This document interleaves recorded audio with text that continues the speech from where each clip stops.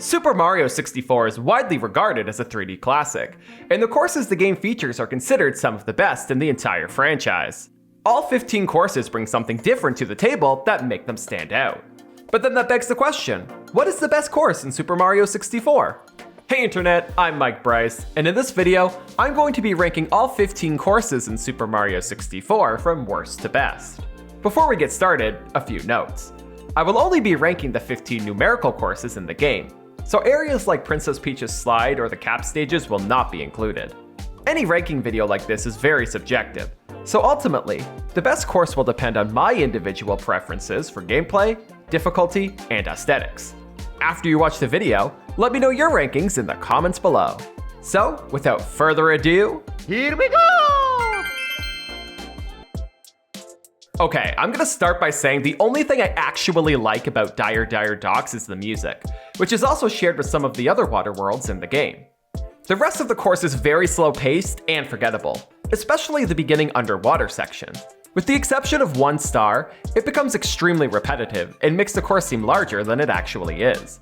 The only thing that makes this course somewhat interesting is the Bowser sub. But that disappears after the first star is obtained, and for some stupid reason, a door opens that takes you outside of not only the course, but the castle itself.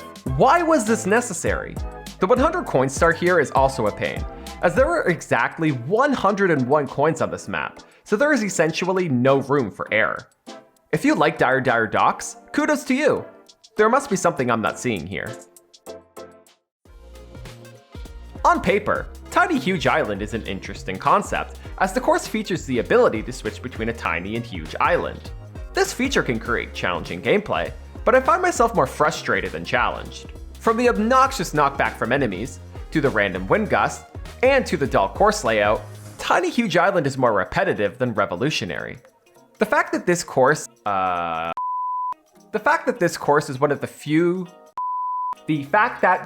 is one of few with a boss fight is cool, but the boss fight with Wiggler is extremely easy and doesn't leave much of an impression on the player. Also, why exactly are we fighting Wiggler? He did absolutely nothing wrong. This just seems like caterpillar abuse if you ask me. Snowman's Land is the second of two snow courses in Super Mario 64, and although I do enjoy this course enough, I will say it is one of the duller courses in the entire game.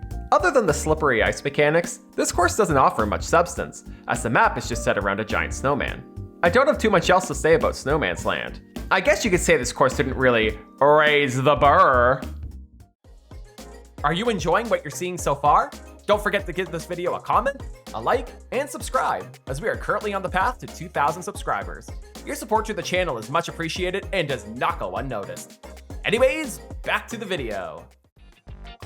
A lot of N64 games had this weird obsession with featuring levels where the player could raise or lower the water level, and it all started with Wet Dry World.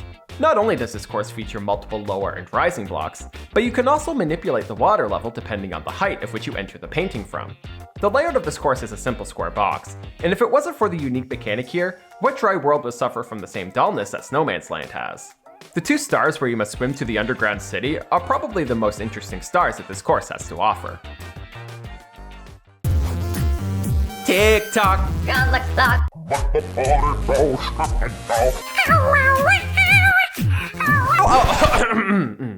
Sorry. Tick-Tock Clock is not only known for being a great Mario Kart track, but also a pretty good course in Super Mario 64. This course effectively utilizes the mechanics of time, with the clock ticking and the elements of the level changing in real time, making for a fresh and dynamic experience. The speed of the moving elements on this course are determined by where the minute hand is facing when you first enter the course, with 3 being slow, 6 being medium, 9 being fast, and 12 having the clock elements completely stationary. My main gripe with this level is one simple wrong movement can be detrimental and cause you to have to restart the course from the very beginning. Call me a noob if you must, but some checkpoints throughout the course wouldn't have been the worst idea, right?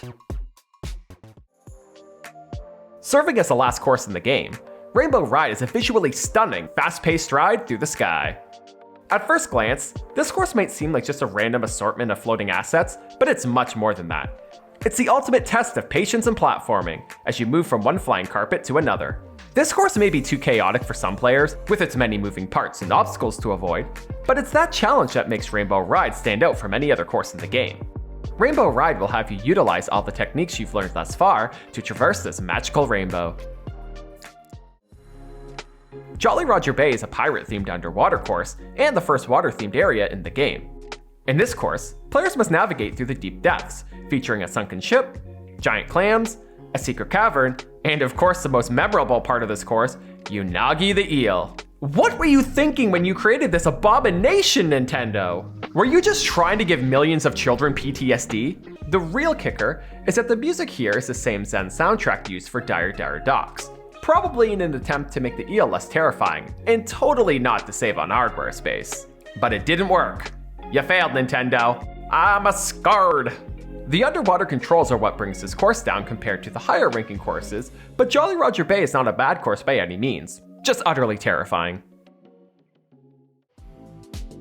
This course is a confusing maze-like cave filled with poisonous gas, treacherous platforms, and powerful currents. If you don't have a good sense of direction, this cave is going to swallow you up and spit you back out.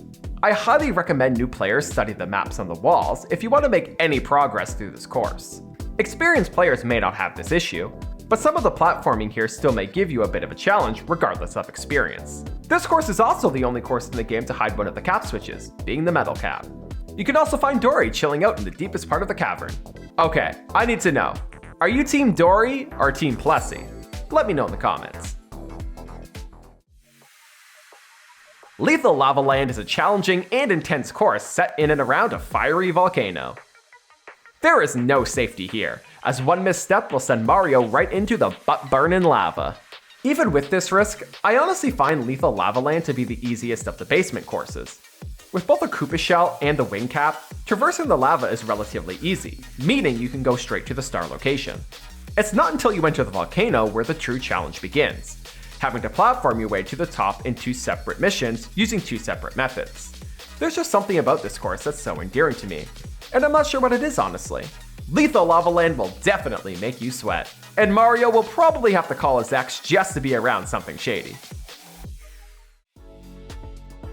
Shifting Sand Land is a stereotypical desert, complete with quicksand and a giant pyramid. In this dry course, players must use their platforming skills to jump across sand dunes and twirl their way to new horizons, all while avoiding such enemies like Pokies, Fly Guys, and a giant condor named Klepto. Similarly to Yukiki, more on that turd later, Klepto will attempt to steal Mario's cap, but in the event that you do lose it, Klepto is much easier to retrieve it from. Inside the pyramid, you'll find 3 power stars, 2 of which involve scaling the pyramid, and the other being a boss battle with Irock, one of the more interesting bosses in Super Mario 64. The reason I'm placing this course so high on this list is because it has everything a good course should have. Lots of room to roam, some challenging platforming, multiple areas, and an interesting boss fight. Big Boo's Haunt is the official spooky-themed course. Set inside a large mansion, Big Boo's Haunt will have you going in circles with its maze-like design and secret passages. The mansion is home to a clan of Boos, with the boss of this area being Big Boo. The challenge factor here doesn't really rely much on the platforming aspect, but rather your puzzle-solving skills, as each room offers a different puzzle. It's a nice change of pace compared to the other courses in the game, and the unique aesthetic of Big Boo's Haunt is eerily refreshing. Oh look! It's a beautiful piano! Oh dear God! What could be taller than a mountain? How about a tall mountain? Tall Mountain is a, well, mountain, featuring many vertical challenges. Obstacles such as rolling balls, Monty Moles, and of course that cheeky Yukiki. The Yukiki is probably one of the more dangerous things to look out for in this course, as it can steal your hat, making Mario take double damage from enemies. Although the theming of this course is nothing special, it still has a whimsical charm, with the giant mushrooms and scenic views. I may have this course ranked a little too high on this list, but Tall Mountain for some reason is a course I always look forward to when playing Super Mario 64. Course 2, Whomp's Fortress, is an intricate world with platforming and puzzle-solving elements throughout. Taking place around a giant tower, which I'm assuming is made out of the Whomp King's remains, not morbid at all Nintendo, will require precise controls to navigate unless you want to fall to your doom below. I enjoy the harder difficulty this course brings compared to the first, but due to its small size and the fact that stupid owl Kabora Gabora resides here, it does knock it down in the ranking by a few points. Although not the most iconic course in the game, Whomp's Fortress was iconic enough to return in Super Mario Galaxy 2 as the Throwback Galaxy. The course that's so cool, you gotta say it twice. Cool Mountain is the first snow-themed area in the game, and it's a true winter wonderland. It may be another mountain like Tall Mountain, but this course focuses more on descending the mountain than scaling it. Cool Mountain features numerous slide sections, and even as you race against a giant penguin for one of the course's power stars. Speaking of penguins, you'll also find a little penguin at the top of the mountain who's been separated from his mother at the bottom. This is one of the most notable stars in the game, because after you reunite the happy pair, you could straight up murder the baby penguin by tossing it off the stage! Okay, remind me not to get on Mario's bad side. It's these memorable moments that put Cool Mountain high on the list. Come on! If you didn't expect to see Bob-omb Battlefield at the #1 spot, are you even a Super Mario 64 fan? Being the most recognizable course in the entire game, and potentially even the entire Mario series, Bob-omb Battlefield is a great introduction to the game with a fun, playful atmosphere. The course introduces players to the key concepts of the game, such as power-ups and collectibles. Some players may find this course too easy, as it serves as a tutorial level, but compared to other tutorial levels in other games, it doesn't hold your hand as much as them, and actually requires some skill to complete. King Bob-omb is the main antagonist of this course, and there's something about him and his sweet stash that I just love. He's a real thick boy, and we like that. All in all, this course is pretty tame, except for that creepy chain chomp. Here we go again with terrifying enemies. At this point, I'm convinced the game developers got some sick kicks out of scaring us as children. Bob-omb Battlefield just does everything right, and it shows, as this is the course that everyone talks about when Super Mario 64 is brought up. Just like they brought Whomp's Fortress back in a future game, I would love to see Bob-omb Battlefield be brought back in glorious HD. That would be a dream come true. Thank you so much for watching this video. If you enjoyed what you saw here today, be sure to hit the like, smash that subscribe, and ring the bell to get notified when I upload future videos. Once again, I'm Bryse, and I will see you in the next one.